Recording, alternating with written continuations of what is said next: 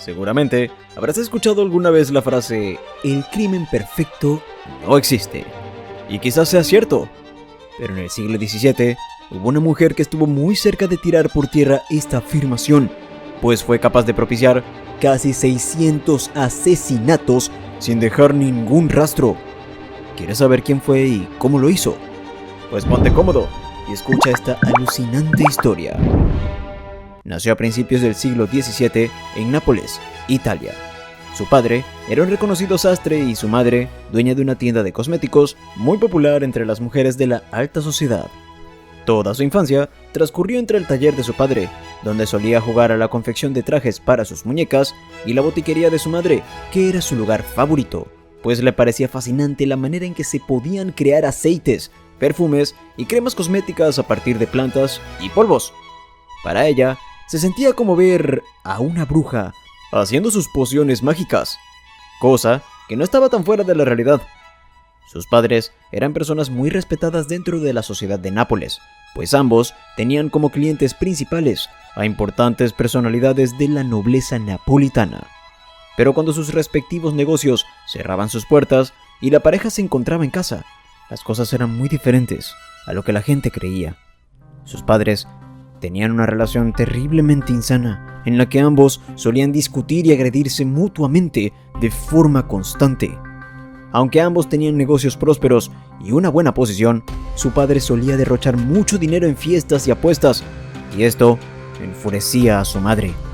Esta tóxica rutina se prolongó durante años, hasta que un día, a sus 13 años, su padre, en medio de una discusión, le dijo a su madre que ya no la soportaba más y que en unos días zarparía de Nápoles con rumbo a Roma. Sin embargo, eso nunca ocurriría, pues al día siguiente, su padre comenzó a experimentar una serie de síntomas extraños que iban desde una fiebre muy alta y dolor en los huesos, hasta vómitos y fuertes cólicos intestinales. El médico lo evaluó, pero fue incapaz de determinar qué tipo de enfermedad contrajo. Los síntomas fueron empeorando con los días, hasta que finalmente su cuerpo sucumbió. Pero su padre no fue la única víctima de esta nueva y letal enfermedad desconocida. Tan solo unas semanas más tarde, otros hombres comenzaron a enfermar y fallecer de forma muy similar, por lo que se pensó que se trataba de algún tipo de virus o enfermedad contagiosa. Al ser tantos los casos, nadie consideró que pudiera tratarse de alguna causa intencional, ni siquiera por el hecho de que la mayoría de los desafortunados eran hombres de la alta sociedad.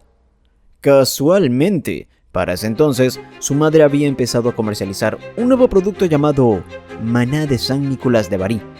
Se trataba de una botella con un líquido transparente, en cuya etiqueta tenía la imagen del santo y se vendía como un tónico para la piel que prevenía el envejecimiento.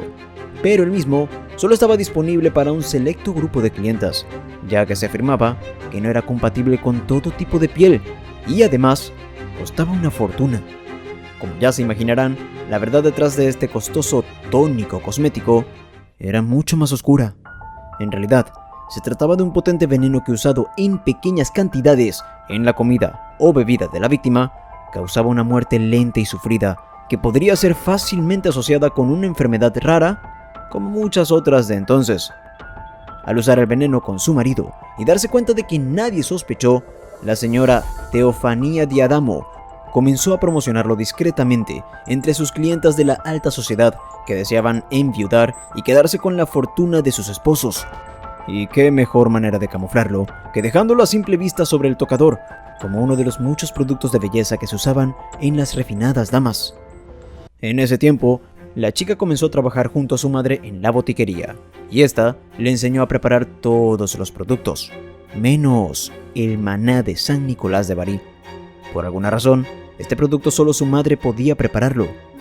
Aquello le daba mucha curiosidad, así que empezó a fijarse en los ingredientes que ella recolectaba de la bodega siempre que iba a preparar el tónico para alguna clienta, aunque nunca pudo saber cuáles eran las dosis ni el modo de preparación.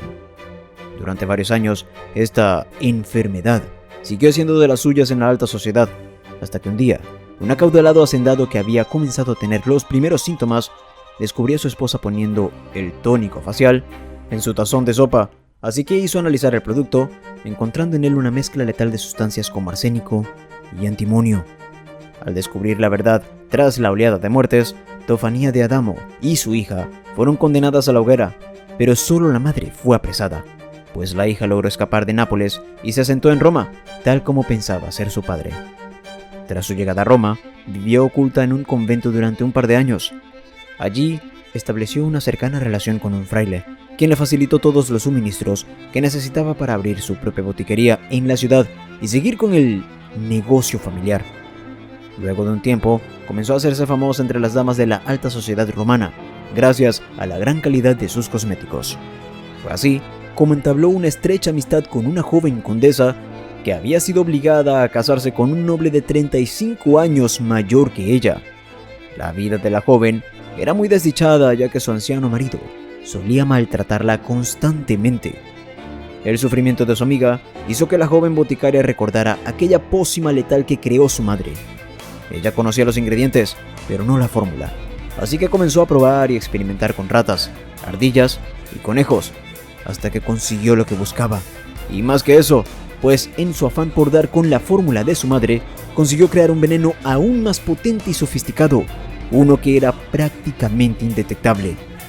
Esta fórmula consistía en una solución acuosa de ácido arsénico, plomo y extracto de belladona. No tenía sabor ni olor y hacía que la víctima se debilitara gradualmente.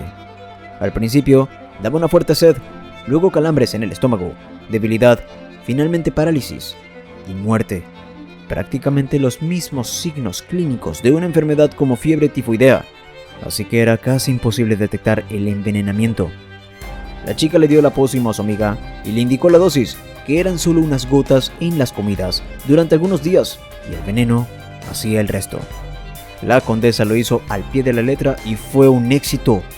En una semana se había deshecho de su marido maltratador, pero no quedó allí, pues Giulia Tofana, al igual que su madre, no pudo resistir la tentación de lucrarse con su producto, así que pronto lo empezó a comercializar como un tónico facial bajo el nombre de Aqua Tofana. En una sociedad llena de resentimientos y donde las mujeres eran obligadas a casarse muy jóvenes, con hombres que a menudo las maltrataban y oprimían, el Aqua Tofana fue un éxito en ventas. En los años siguientes, el producto se vendió como pan caliente y la inusual fiebre tifoidea cobró muchísimas víctimas sin levantar ninguna sospecha. Giulia Tofana hizo una fortuna, la cual se triplicó después de casarse con un acaudalado comerciante de especias y enviudar 3 años más tarde, luego de que éste también enfermara de tifoidea. Tofana había inventado el crimen perfecto y se hubiera salido con la suya para siempre, de no ser porque alguien cometió un error muy estúpido. Después de más de 10 años comercializando el Aqua Tofana, sin ninguna eventualidad, su clienta María Aldobrandini, condesa de Seri, desesperada por deshacerse de su marido, ignoró las indicaciones de Tofana y vació la botella completa en la sopa del hombre, matándolo instantáneamente. Esto, desde luego, despertó muchas sospechas, y al ser interrogada, fue traicionada por la culpa y confesó lo sucedido, revelando así la verdadera función del Aqua Tofana. La confesión de la condesa causó una enorme conmoción, y pronto empezaron a salir a la luz los nombres de muchas otras clientas de Tofana y también de sus víctimas. Así, en julio de 1659, en la ciudad de Roma, Giulia Tofana de Adamo, de 38 años, fue condenada junto a un grupo de al menos 27 mujeres a perecer en la horca por propiciar el asesinato de aproximadamente 600 personas, repitiendo así el fatídico destino de su madre. Para cuando Giulia Tofana fue ejecutada, se estima que más de 4.000 frascos del veneno habían sido vendidos, por lo que resultaba imposible recogerlos todos. Tofana se llevó a la tumba el secreto de la fórmula de su producto estrella, pero se sabe que este tenía la particularidad de conservar intacto su poder tóxico, siempre que se conservara en un envase cerrado. Durante muchos años, incluso décadas después de su ejecución, se siguieron registrando casos de envenenamiento por Aqua Tofana. Uno de los más emblemáticos fue el de Mozart, quien unas semanas antes de su deceso, en 1791, más de un siglo después de la muerte de Giulia, le confió a su esposa la sospecha de haber sido envenenado con agua de Tofana, lo que evidencia el poder letal de esta sustancia creada por una simple jovencita del siglo XVII.